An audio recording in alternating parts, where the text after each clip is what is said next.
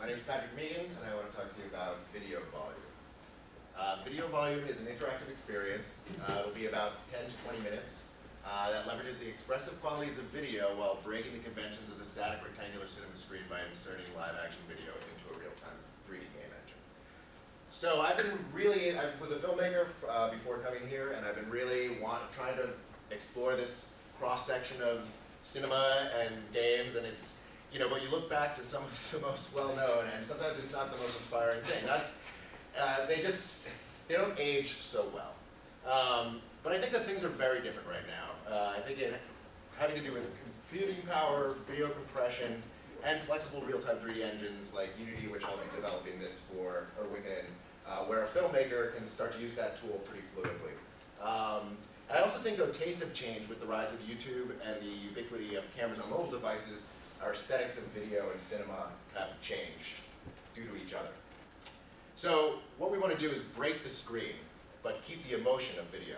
I still believe that an image of a real person does more to make me feel than a CG person, as it's just the quickest way to emotion. So for me, this is just to show you where I've been. I've been dealing with a lot of different camera technologies since being here and trying to figure out new ways to capture, but then coming around to things like green screen always, and then the next step for this project is to move into depth capture as well as video, which would go as far as a LiDAR scanner. So I've done a bunch of prototypes along this project that are much more experimental, but just looking at the nature of putting video in 3D space and what that means. And what I've kind of come to is that the more you can granularize the video and make them objects that are not so much reminiscent of cinema screens, but as something different, we can kind of capture audiences off guard and expose them to a new way of experience this kind of content. So here are just a couple more experiments. I also wanted to bring up another interactive film I did last summer while I was interning at Microsoft. I wrote and directed an interactive film called We Bring Fire, which was in 2D space. And I found that I did research testing on this semester, and I found that because of our conventions of looking at a 2D cinema screen, because they're so ingrained, it becomes very difficult to motivate interaction in a comfortable way. But I think that by bringing things into 3D space, we destabilize our conventions, and we actually have a new opportunity to find new audiences. This is another film I was making, and here's some other film work. So, talking about how this project lives, because there's a strong tech component, we're looking at different modes. I don't have it's within a scope period of time, seeing how far we can go with both presentation format and capture. Ideally, because the game can be marketed both in film communities, film festivals, and game festivals, you can have something like an HMD experience in a festival environment, but a distribution on tablet and touch devices.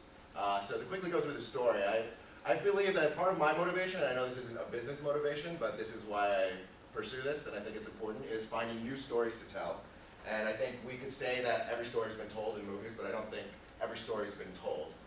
So I based it on my own experience. I broke my jaw when I first moved to LA, and it provided a very interesting kind of arc where I kind of entered this new world and learned myself in this new world.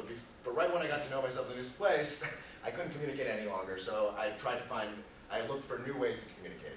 But in this story that I want to tell for the first usage of this video platform is a story about a telepath, because I think that will offer a lot of interesting mechanics. Where are we at? Okay.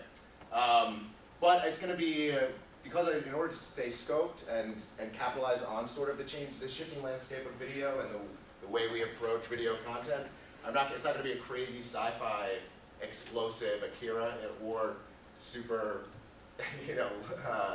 weird cybernetic sort of stuff. It's going to be more just like a normal guy in a normal scenario with these interesting mechanics of interaction for describing telepathy. So just to look quickly, some of the other stuff that's going on in this world, you have things like the RGBD toolkit, which is exploring using Kinect and DSLR cameras to capture stuff.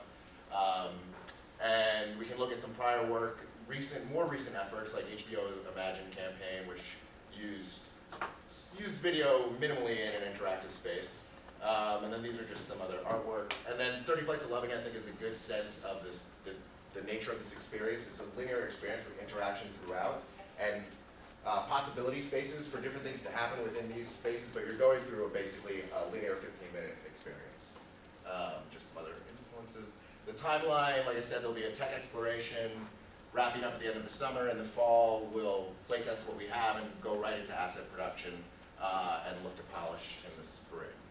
And this budget is way off. It's only for the production side of the live action stuff, so maybe multiply by 3, and you might be accurate.